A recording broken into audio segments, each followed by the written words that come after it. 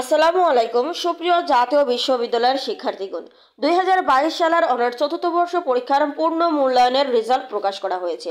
আজকের এই ভিডিওতে আমরা 2022 সালের অনার্স চতুর্থ বর্ষ পরীক্ষার পূর্ণ মূল্যায়নের রেজাল্ট নিয়ে বিস্তারিত আলোচনা করব। আপনারা অনেকেই এই রেজাল্টের জন্য অপেক্ষা করছিলেন, অনেকেই ফর্ম ফিল-আপের নোটিশ প্রকাশ হওয়ার পরপরই ভাবছিলেন যে আমাদের তো এখনো পূর্ণ মূল্যায়নের রেজাল্ট দেয়নি, তাহলে আমরা কি ফর্ম ফিল-আপ করবো নাকি করব না। তো আপনারা এই সকল সন্দেহ বা আপনারা কনফিউজ থেকে আর কি মুক্তি পেলেন। তো আমরা জাতীয় বিশ্ববিদ্যালয়ের মেন ওয়েবসাইটে রয়েছি, আপনারা দেখতেই পাচ্ছেন এখানে প্রথমেই এই নোটিশটি কিন্তু রয়েছে। আজ 20 ফেব্রুয়ারি 2025 এই নোটিশটি প্রকাশ করা হয়েছে। 2022 সালের অনার্স চতুর্থ বর্ষ পরীক্ষার পূর্ণ মূল্যায়নের ফলাফল প্রকাশ সংক্রান্ত বিজ্ঞপ্তি। অলরেডি নোটিশটি আমরা ডাউনলোড করে রেখেছি। তো আপনারা দেখুন এই নোটিশটি কিন্তু 20/2/2025 আজকেই প্রকাশ করা হয়েছে।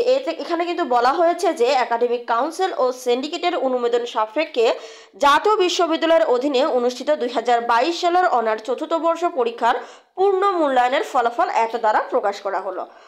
পরীক্ষার ফলাফল জাতীয় বিশ্ববিদ্যালয়ের ওয়েবসাইটে result.nu.ac.bd এবং www.nu.bd.info.result এ পাওয়া যাবে। তাহলে আপনারা যারা ইতিপূর্বে, যেহেতু আপনারা চতুর্থ বর্ষের শিক্ষার্থীগণ, আশা করি আপনাদের আর রেজাল্ট কিভাবে দেখতে হয় না দেখতে হয় এই বিষয়টি নিয়ে বিস্তারিত আর বলতে হবে না। তো তারপরেও যদি আপনাদের কারো কোনো কনফিউজড থেকে থাকে তাহলে অবশ্যই আপনারা আমাদের এ বিষয়ে কমেন্টের মাধ্যমে যে কোনো প্রশ্ন আপনারা করতে পারেন।